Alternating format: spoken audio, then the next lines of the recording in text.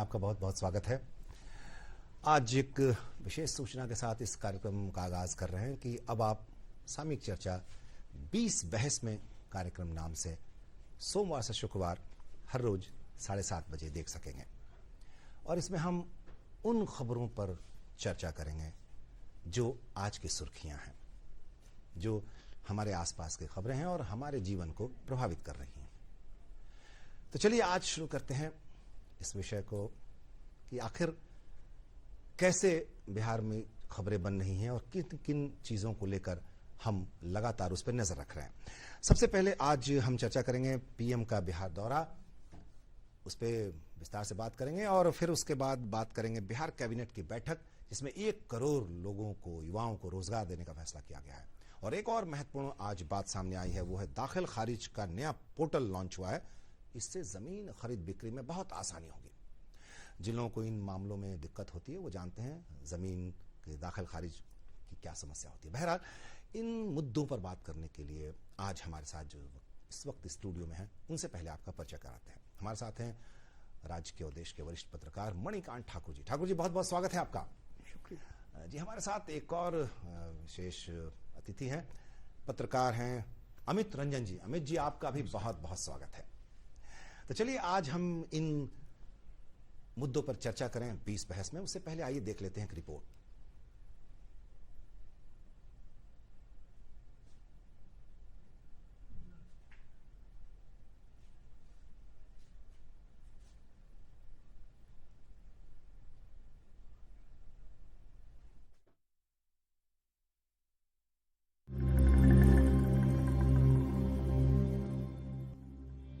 प्रधानमंत्री नरेंद्र मोदी 18 जुलाई को मोतिहारी आ रहे हैं। इस दौरान वो गांधी मैदान में एक जनसभा को संबोधित करेंगे। इसके साथ ही बिहार को कई बड़ी सौगातें भी देंगे। इसे लेकर एनडीए नेताओं के बैठकों का दौर लगातार जारी है।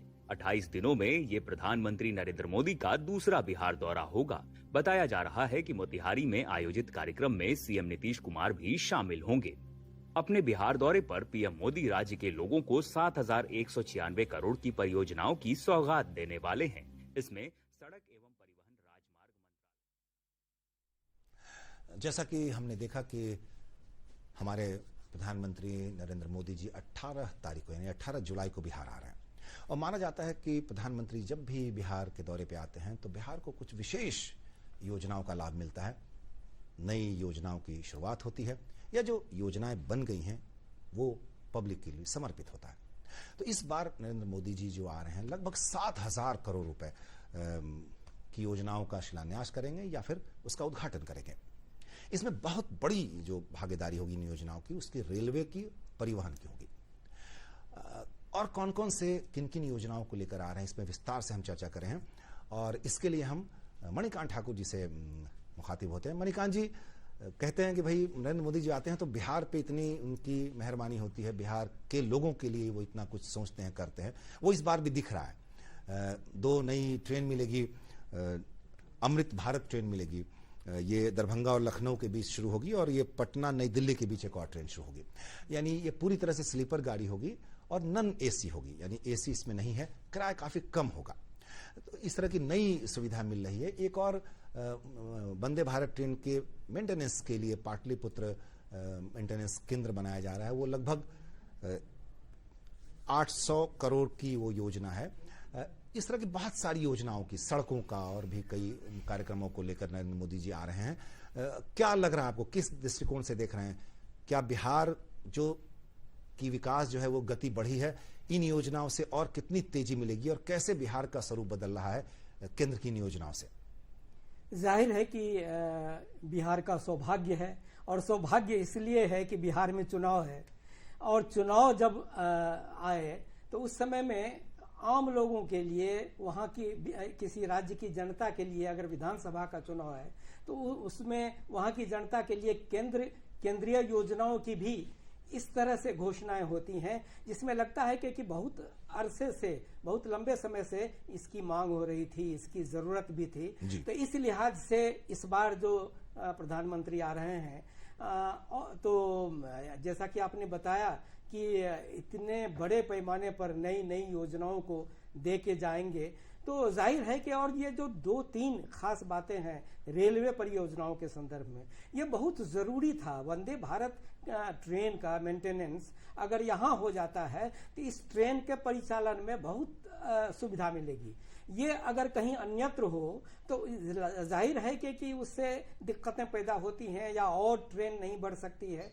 तो ये बहुत अच्छी बात है। और इसी सिलसिले में पाटलिपुत्र जो स्टेशन है पटना का, और वहाँ पर ये व्यवस्था होने जा रही है, वॉशिंग पिट बनेगा या इस तरह मेंटेनेंस के लिए एक बड़ा वहाँ एक ऐसा उद्योग वहाँ हो रहा है जिसमें आगे भी उसको विकसित करने की गुंजाइश होगी। तो ये बहुत ज़रूरी था और ये अच्छी बात है अमृत भारत ट्रेन मिले। और ये ट्रेन की यह खासियत हो कि कहीं वो एसी कोच नहीं है, सारे स्लीपर कोच हैं और उसमें अत्यंत साधारण व्यक्ति भी कम पैसे में भी लंबी दूरी की यात्रा कर सकेंगे। ये बहुत बड़ी बात है और जल्दी कर सकेंगे। इन ट्रेनों की स्पीड बहुत अच्छी होगी। तो एक जो महत्वपूर्ण बात मुझे लगती है मणिकांत जी, वो है कि केंद्र सरकार की, विशेषकर प्रधानमंत्री नरेंद्र मोदी जी की पूरी कोशिश रहती है कि यातायात सुविधा, परिवहन की सुविधा अच्छी हो, ट्रेन की सुविधा अच्छी हो, सड़कों की सुविधा अच्छी हो। क्या इसका विकास से किस तरह से इसका रिश्ता आप देखते हैं सड़कों का? बिल्कुल सीधा रिश्ता है। देखिए कि इंफ्रास्ट्रक्चर का आधारभूत संरचना का विकास जो है, ये विकास की बुनियाद है। और अगर आधारभूत संरचना आपका दुरुस्त नहीं है तो जाहिर है कि आपको विकास की योजनाओं को लागू करने में, जमीन पर उतारने में मुश्किलें पेश आएंगी। तो ये निश्चित रूप से अगर ये सड़कों का भी विस्तार हो रहा है, सड़क परिवहन में अगर सुधार हो जाए, सड़कें अगर इस तरह से बन जाए कि रेल पर भी भार कम हो जाए, दोनों तरफ जैसे माल वाहक जो ट्रकों का जो प्रेशर रहता है वो रेल सेवा के विस्तार में वो प्रेशर घटता है। और अगर ये सड़कों का परिवहन व्यवस्था वो अगर दुरुस्त हो तो उससे जाहिर तौर पर ये दूर दूर तक सुदूर इलाके में, राज्य के सुदूर इलाके में आप तमाम ज़रूरी चीज़ें पहुंचा सकते हैं और इसका निश्चित रूप से लाभ होता है। तो आपने जैसा कहा कि ये निश्चित रूप से यह आधारभूत संरचना में विकास के सिलसिले में भी इनका प्रधानमंत्री का ये दौरा जो है, इसमें इतनी सारी योजनाओं की वो घोषणा करने जा रहे हैं, बल्कि उसमें कुछ शिलान्यास तो कम है, किसी का उद्घाटन भी करने जा रहे हैं। तो जाहिर है कि इससे बिहार का बहुत ही भला होगा और उसमें विकास में गति आएगी। जी, जब प्रधानमंत्री नरेंद्र मोदी जी का बिहार दौरा होता है, लोगों की उम्मीद बढ़ जाती है। तो चलिए बीच बहस में हमारी बातचीत जारी रहेगी और हम फिर तुरंत लौटते हैं अल्प विराम के बाद 2 नए मुद्दों के साथ। देखते रहिए DD Bihar. Delivery boy has picked your order. अरे भाई पता है भूख लगी है। 30 मिनट का मैसेज नोटिफिकेशन आया था ना। मैसेज के सारे थोड़ी बैठ सकते हैं। कल आपने कुछ शेयर्स बेचे थे ना? हाँ, तो चेक किया? मैसेज आया तो था। सिर्फ मैसेज काफी नहीं है। आप शेयर मार्केट में कोई भी ट्रांजैक्शन करते हैं ना, तो स्टॉक एक्सचेंज से आए SMS या ईमेल को अपने डीमैट अकाउंट और बैंक स्टेटमेंट के साथ भी टैली कीजिए। बेटा भूख में ना दिमाग बंद हो जाता है। समझ कर इन्वेस्ट कर। आज बिहार सरकार की कैबिनेट की बैठक संपन्न हुई। मंगलवार है, साप्ताहिक बैठक होती है। आज बैठक हुई है। देखते हैं इस रिपोर्ट में कि आखिर इस बैठक में क्या क्या महत्वपूर्ण बातें बिहार के लोगों के लिए है।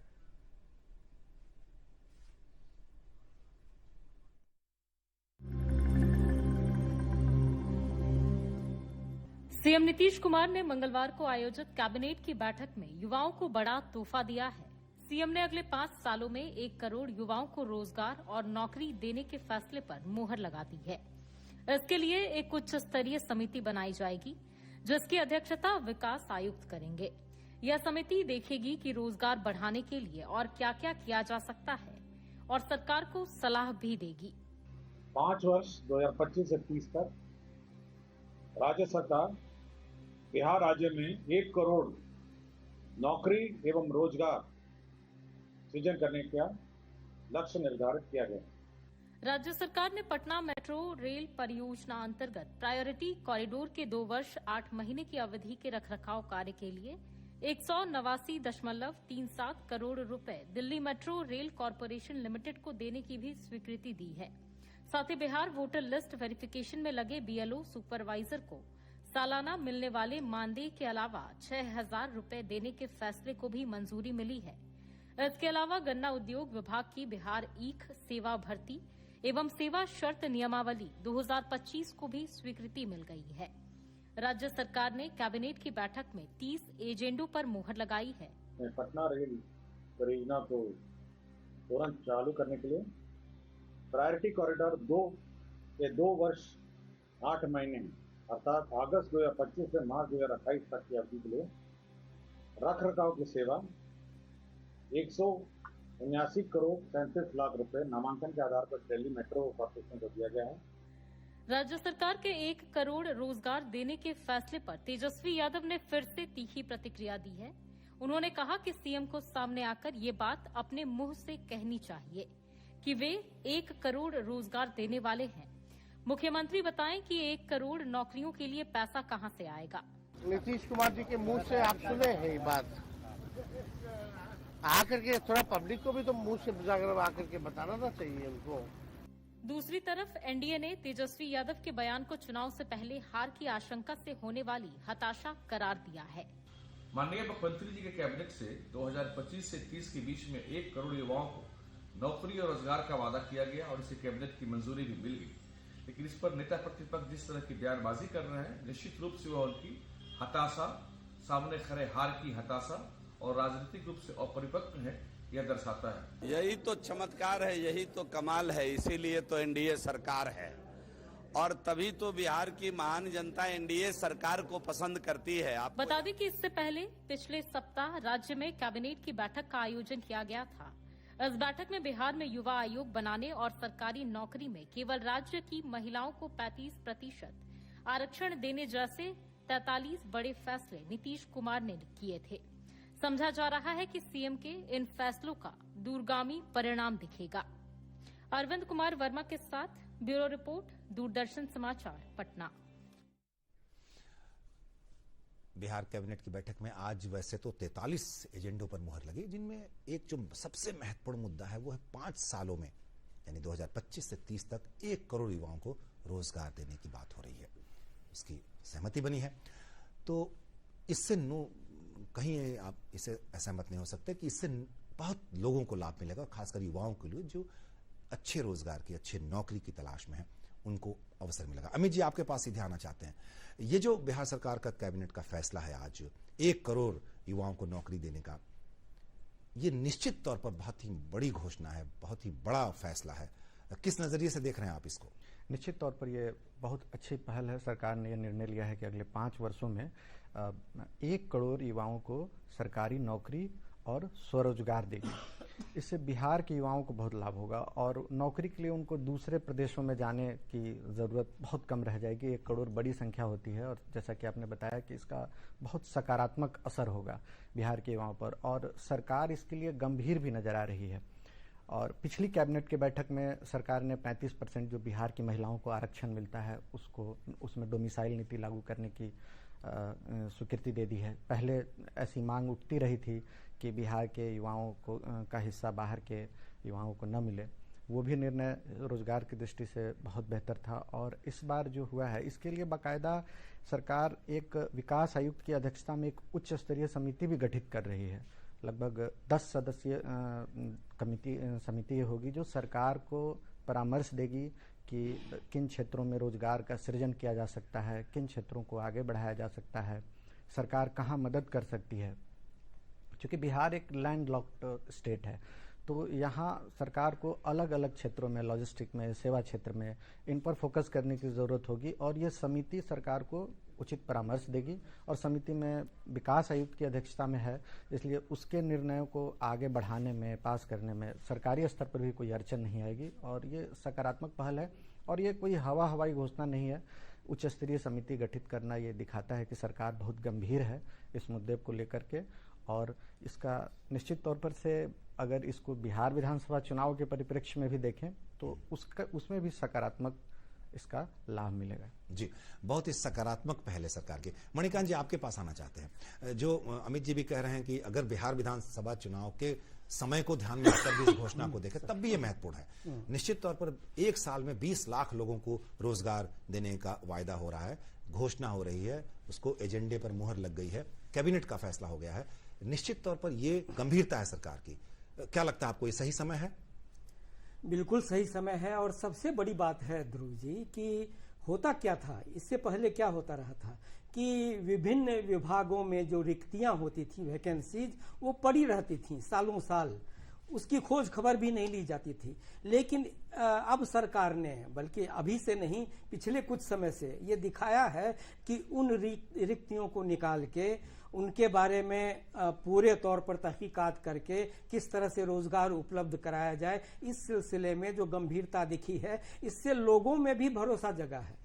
इसीलिए कि आपको याद होगा कि इतनी बड़ी तादाद में जो शिक्षकों की नियुक्ति हुई और वो नियुक्ति हो गई, ये संभव हुआ, जबकि पहले ऐसा माहौल लग रहा था कि ये नियुक्ति की बात तो होती है लेकिन वो जमीन पर वो उतरता नहीं है, क्योंकि वो, तो इसीलिए मुझे लगता है कि ये इस पर भरोसा भी लोगों का जम रहा है। और निश्चित रूप से भले ही चुनाव हो नहीं हो उसके लिए नहीं सोचिए, बल्कि ये देखिए कि ये जो सिलसिला है बिहार में रोजगार का, इसका जिक्र या इसके उल्लेखनीय होने की बात राष्ट्रीय स्तर पर हुई है।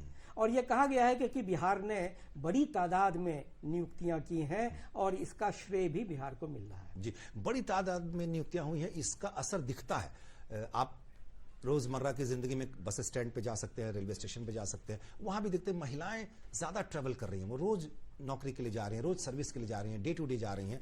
तो यानी बिहार के इस सरकार के ऐसे फैसलों से परिदृश्य बदलता है, वातावरण बदलता है। चलिए हम एक और मुद्दे पे चर्चा करेंगे, कहीं लौट के मत जाइए, तुरंत हम आते हैं इस अल्प विराम के बाद। हमारे साथ बने रहिए बीच बहस में।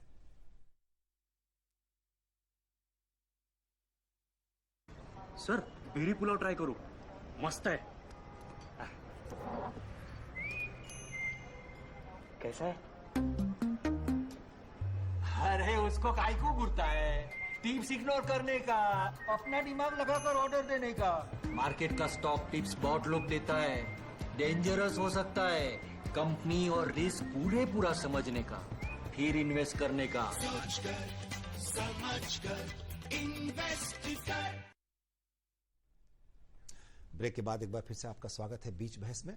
हम चर्चा कर रहे हैं उन सुर्खियों पर जो आज की मुख्य खबरें हैं। अभी तक हमने जो चर्चा की प्रधानमंत्री के बिहार दौरे पर, फिर बिहार सरकार के कैबिनेट के फैसले पर, और अब हम बहुत ही एक और ऐतिहासिक फैसला बिहार सरकार ने किया है, वो है दाखिल खारिज को लेकर एक नया पोर्टल लॉन्च हुआ है। और ये बिहार में पहली बार माना जा रहा है, देश में पहली बार बिहार में हुआ है। इससे जमीन खरीद बिक्री में जो समस्याएं आती थी, जो दिक्कतें आती थी, वो दूर हो जाएंगे। मणिकांत जी, किस नजरिए से देख रहे हैं आप? एक नया, बिल्कुल नया पोर्टल लॉन्च हुआ है, इसके जरिए माना जा रहा है कि दाखिल खारिज करने के लिए अब किसी बिचौलिए की जरूरत नहीं है, आपको कहीं नहीं जाना है, पोर्टल पे जाइए, आप अपना सब डिटेल्स उसमें डालिए और आपका ऑटोमेटिक सब चेंज हो जाएगा।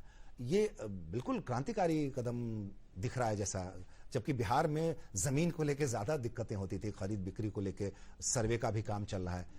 बहुत आप इन चीजों पर नजर रखते हैं, जरा क्या समझते हैं आप इसको लेकर? देखिए, निश्चित रूप से बिहार की जो सबसे बड़ी समस्याएं हैं उनमें से ये पहले नंबर पर है जी। ये जमीन का जो विवाद है, या जमीन संबंधी जो झगड़े हैं, वो इतने व्यापक स्तर पर हैं और इतने जटिल हैं, उलझे हुए हैं कि उनको सुलझाना सबसे बड़ा टास्क है। और सरकार अगर इस दिशा में आगे बढ़ रही है, और आज जिस तरह से एक पोर्टल लॉन्च किया गया है, अगर वो पोर्टल, मेरी एक ही शर्त है कि इस पोर्टल को सरकार इस तरह से चलाए, ऐसा नहीं कभी लोगों को मुश्किलें पेश आए कि सर्वर डाउन है या पोर्टल नहीं चल रहा है या कंप्यूटर या टेक्निकल कुछ फॉल्ट है, ऑनलाइन प्रॉब्लम है।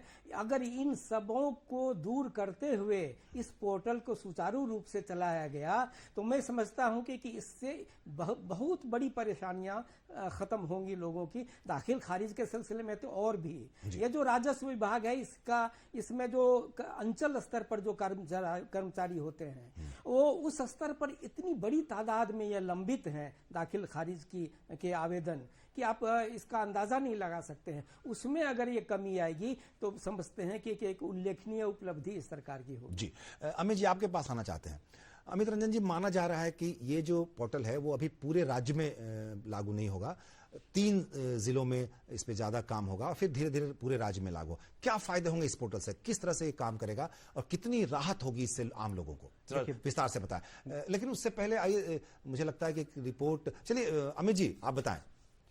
देखिए, इससे निसंदेह बहुत लाभ होगा बिहार में। जैसा सर ने बताया कि अधिकतर मामले, देखिए अगर आप मुकदमों की संख्या भी देखें तो जमीनी विवाद के मामले बहुत अधिक हैं। उनका कारण कई बार वो खतियान में और उनके कागजात में विवाद, किसी ने किसी का हिस्सा बेच दिया, किसी ने किसी का हिस्सा बेच दिया।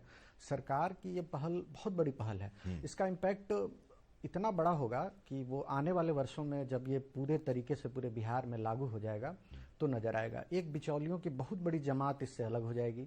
उसके अलावा अभी तक क्या होता है कि अगर आप जमीन का दाखिल खारिज कराते हैं या आपने जमीन किसी से बेच दिया, एक बड़ा प्लॉट है, तो उसका जो जमाबंदी का जो नक्शा है वो पंजी में ही सिर्फ बदलाव होता है, नक्शा में भी बदलाव नहीं होता है, वो वैसे ही यथावत रहता है। लेकिन इस पोर्टल के माध्यम से सरकार जो तकनीक का इस्तेमाल कर रही है उसमें तमाम झगड़े वैसे ही खत्म हो जाएंगे। पोर्टल पे अपडेट हो जाएगा। अगर एक संयुक्त जमीन का बड़ा टुकड़ा है, एक उसके हिस्सेदार ने उसका एक हिस्सा बेच दिया, तो वो जितना बेचा वो उस पोर्टल पे उसका सीमांकन होकर नक्शा अलग हो जाएगा, ताकि अब दूसरा कोई उसको खरीद नहीं सकता है। अच्छा, इसका एक दूसरा पहलू भी है। दूसरा पहलू यह है कि अभी सरकारी जमीन का हम लोग आए दिन मामला ये देखते रहते हैं कि सरकारी जमीन की बिक्री कर दी जाती है, उसको बेच दिया जाता है गैर कानूनी तरीके से। जी। इस पोर्टल के लागू होने के बाद जितनी भी खतियानी जमीन है या सरकार की जमीन है, सब एकदम स्पष्ट हो जाएगा। आप बेच ही नहीं सकते हैं।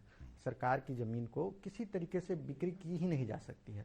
सब कुछ अपडेट हो जाएगा। अभी तो 3 जिलों के 80 गांवों में जहां अंतिम रूप से अभिलेख प्रकाशित हो चुके हैं विशेष सर्वेक्षण के बाद, वहां इसको लागू किया जा रहा है। लेकिन निस्संदेह बहुत बड़ी पहल है और तकनीक के द्वारा ये एक क्रांतिकारी कदम है जो आने वाले वर्षों में जब बिहार की जनता को इसका बड़ा व्यापक लाभ मिलने वाला है। इस पोर्टल में और भी बहुत सारी चीज़ें धीरे धीरे ऐड ऑन होंगी। दाखिल खारिज करने के लिए अभी जो जैसा सर ने बताया कि बहुत सारे आवेदन लंबित हैं, वो सारी चीज़ें धीरे धीरे खत्म हो जाएंगी। ज़मीन के निबंधन कराने में एक बिचौलियों का एक बड़ा वर्ग सक्रिय रहता है, वो सारे खत्म हो जाएंगे, क्योंकि पारदर्शिता आ जाएगी। और ये बिहार के लिए हर कानून व्यवस्था के रूप में, या अगर कोई फैक्ट्री कंपनी लगाना चाहता है उसके लिए सरकार की ज़मीनें भी बचेंगी। सब दृष्टि से बहुत लाभप्रद है और ये सरकार की बहुत अच्छी पहल है। जी, अमित जी आप कहना चाह रहे हैं कि इससे जितनी दिक्कतें हो रही थी जमीन खरीद बिक्री को लेके, या फिर ट्रांसफर को लेके, या फिर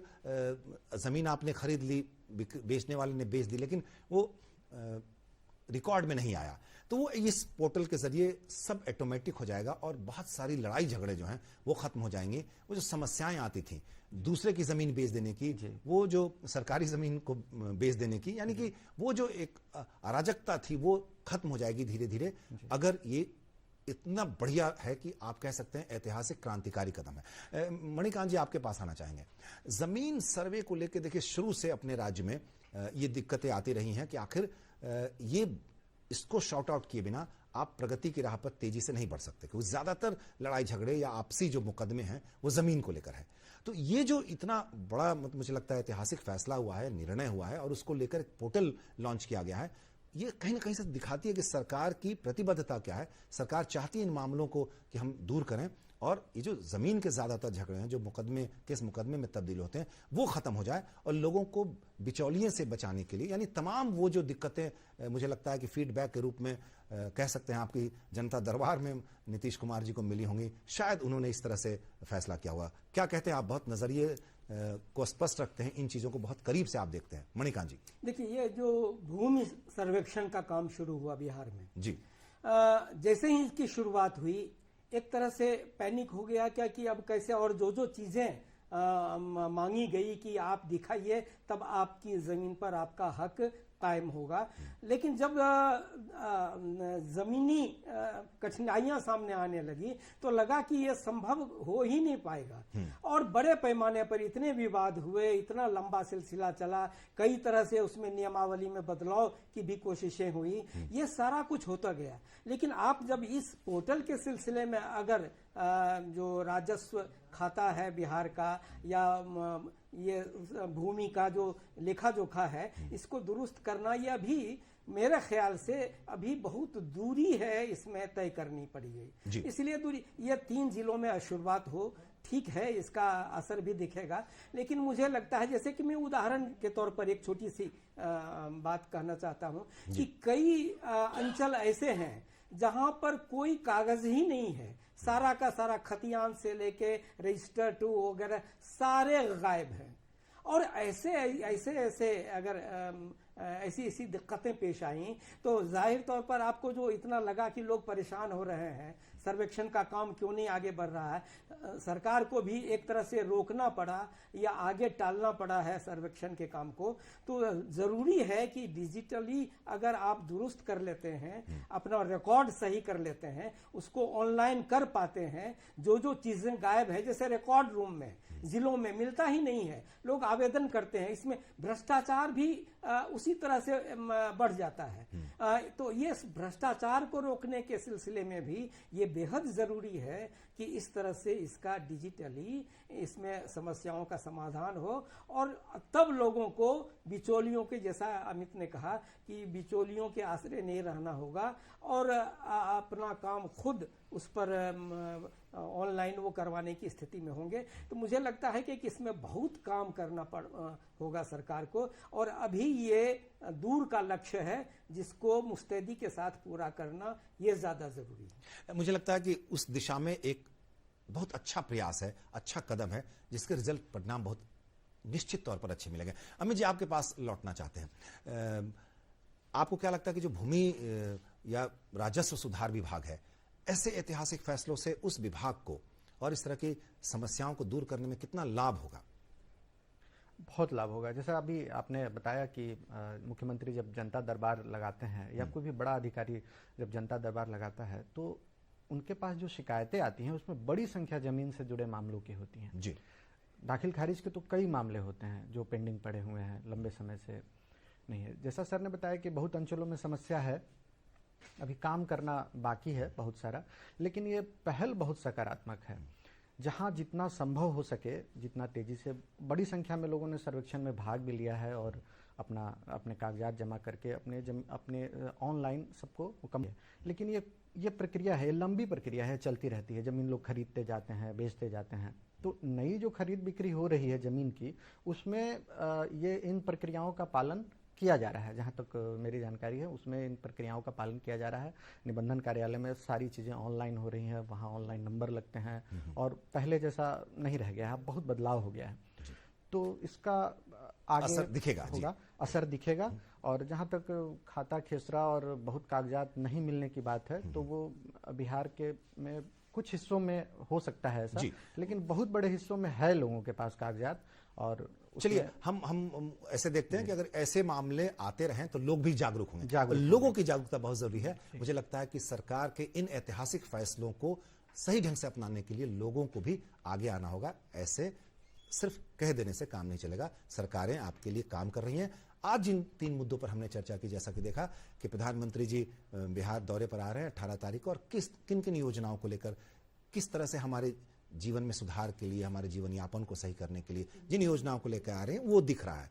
दूसरी जो हमने चर्चा की आज के बिहार कैबिनेट के फैसले की, उसमें 1 करोड़ युवाओं को 5 साल में रोजगार देने की बात कही गई है। और तीसरा जो बहुत अहम इशू है, दाखिल खारिज का मामला, नया पोर्टल लॉन्च हुआ है, उस पर चर्चा की। तो इन चर्चाओं में शामिल होने के लिए मणिकांत जी आपका बहुत धन्यवाद करते हैं, और अमित जी आपका भी बहुत धन्यवाद करते हैं। आपने बहुत विशेष जानकारी दी, और अपने आप दर्शकों को ये बताना चाहते हैं कि आप जो लगातार ये कार्यक्रम देखते रहते हैं, बीच बहस अब आप नए फॉर्म में आज से देखेंगे। हम आज की सुर्खियों पर 4 महत्वपूर्ण सुर्खियां होंगी, उन पर चर्चा करेंगे अपने विशेषज्ञ के साथ। तो कल भी आप इस कार्यक्रम को 7:30 बजे देख सकते हैं। आपका इंतजार रहेगा। आज के लिए इतना ही, नमस्कार।